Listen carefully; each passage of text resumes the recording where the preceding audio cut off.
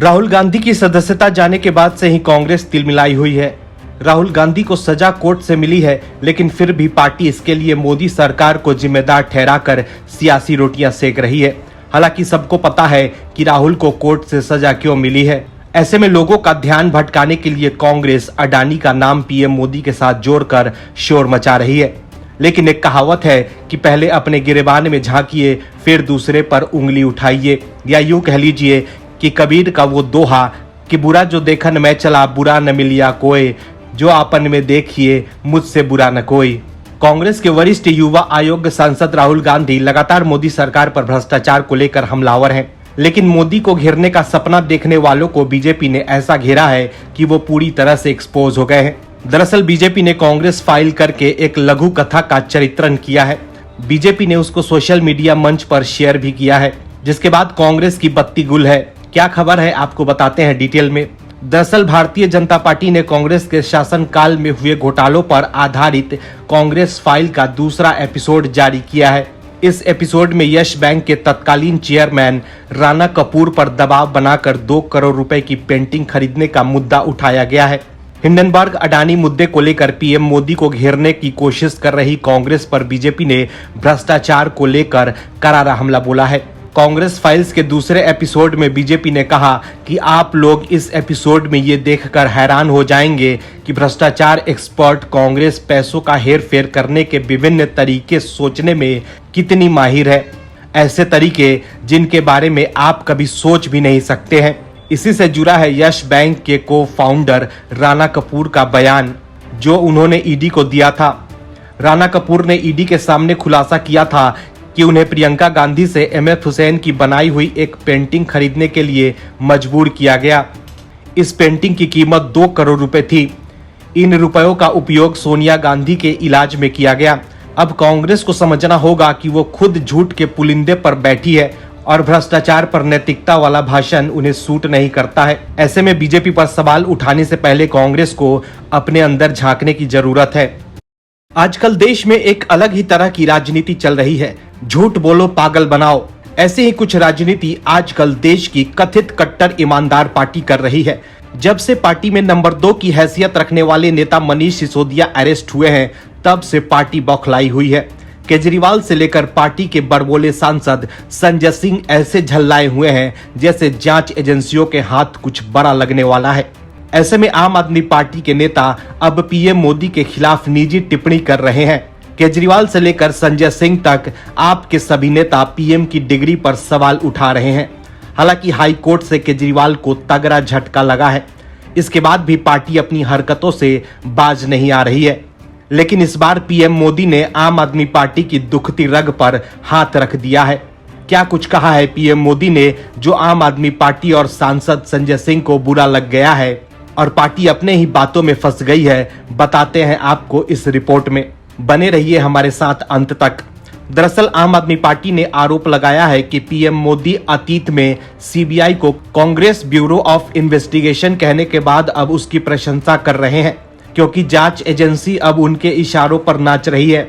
Party के राज्यसभा सांसद संजय सिंह ने आरोप लगाया है कि एजेंसी प्रधानमंत्री के लिए राजनीतिक प्रतिद्वंदियों को मनगढ़ंत मामलों में सलाखों के पीछे डाल रही है। संजय सिंह का ये बयान पीएम मोदी के ये कहने के बाद आया है कि सीबीआई ने अपने काम और तकनीकों के माध्यम से लोगों का विश्वास अर्जित किया है। सीबीआई के हीरक जयंती पर समारोह को संबोधित करते हुए पीएम मोदी ने कहा कि आज भी कोई मामला अनसुलझा रह जाता है तो इसे सीबीआई को सौंपने की मांग की जाती है। पीएम मोदी ने सीबीआई की तारीफ करते हुए अधिकारियों से कहा कि वो भ्रष्टाचारियों के खिलाफ बिना संकोच के कार्रवाई करें, चाहे वो कितनी ही शक्तिशाली क्यों न हो।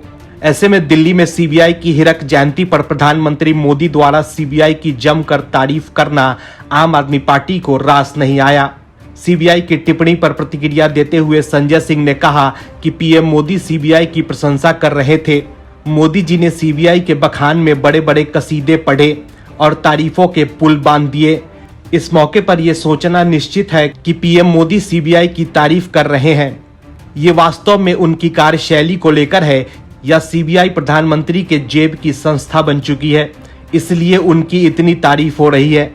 क्या पीएम मोदी ये मानते हैं कि सीबीआई पहले की तरह उनके इशारों पर उनकी कठपुतली की तरह काम कर रही है? इसलिए उनकी तारीफ हो रही है।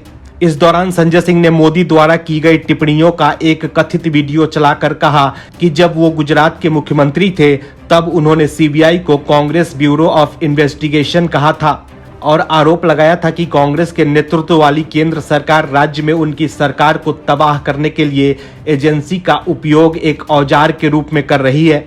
संजय सिंह ने पीएम मोदी पर निशाना साधते हुए आरोप लगाया कि अब वही सीबीआई आपके लिए अच्छी हो गई जब उसने आपके इशारों पर नाचना शुरू कर दिया और आपके राजनीतिक प्रतिद्वंदियों को मनगढ़ंत मामलों में जेल में डालना शुरू कर दिया। तो देखा आपने कैसे संजय सिंह ने पीएम मोदी पर सीबीआई को अपने इशारों पर नचाने का आरोप लगाया है। लेकिन अभी हाल ही में आम आदमी पार्टी के नेता ये कह रहे थे कि पीएम मोदी कम पढ़े लिखे हैं, इसलिए अधिकारी बहला फुसला कर उनसे सरकारी फाइलों पर साइन करवा लेते हैं। और अब कह रहे हैं कि पीएम मोदी सीबीआई के अधिकारियों को अपने इशारों पर नचा रहे हैं। ऐसे में अब संजय सिंह और आपको समझना होगा कि लोग उनके कौन सी बात पर भरोसा करें। पहले वो खुद ये तय कर ले कि अधिकारी पीएम मोदी से बहला फुसला कर साइन करवा लेते हैं या पीएम मोदी अधिकारियों को अपने इशारों पर नचा रहे हैं। कांग्रेस पार्टी के लिए इन दिनों कुछ भी अच्छा नहीं हो रहा है। पार्टी हर मोर्चे पर फेल होती जा रही है। मोदी सरकार को घेरने के चक्कर में राहुल गांधी अपनी सदस्यता गंवा चुके हैं। वहीं पार्टी के कई दिग्गज नेता साथ छोड़कर जा चुके हैं।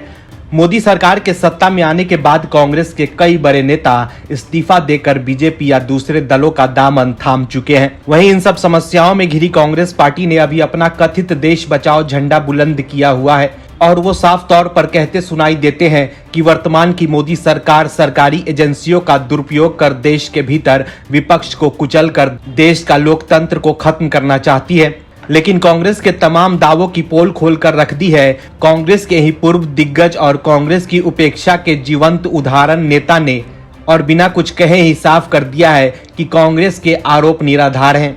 आखिर किस नेता ने किया है कांग्रेस के आरोपों को खंडन, बताते हैं आपको इस रिपोर्ट में। दरअसल गुलाम नबी आजाद ने मंगलवार को पीएम मोदी की तारीफ करते हुए कांग्रेस पर हमला बोला। आजाद ने पीएम मोदी को लेकर कहा कि मैंने उनके साथ जो किया उसके लिए मुझे मोदी को श्रेय देना चाहिए। वो बहुत उदार थे। विपक्ष के नेता के रूप में मैंने उन्हें किसी भी मुद्दे पर नहीं बख्शा, चाहे वो धारा 370 हो या सीएए या हिजाब का मुद्दा।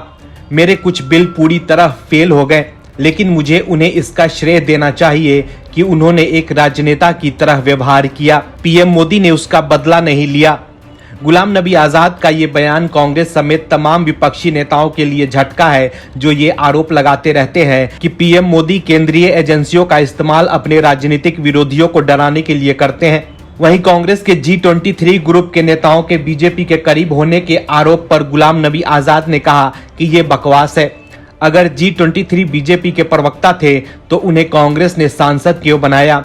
उन्हें सांसद, महासचिव और पदाधिकारी क्यों बनाया है? मैं अकेला हूं जिसने पार्टी बनाई है, बाकी लोग अभी वही हैं। यह दुर्भाग्यपूर्ण है, अपरिपक्व और बचकाना आरोप है।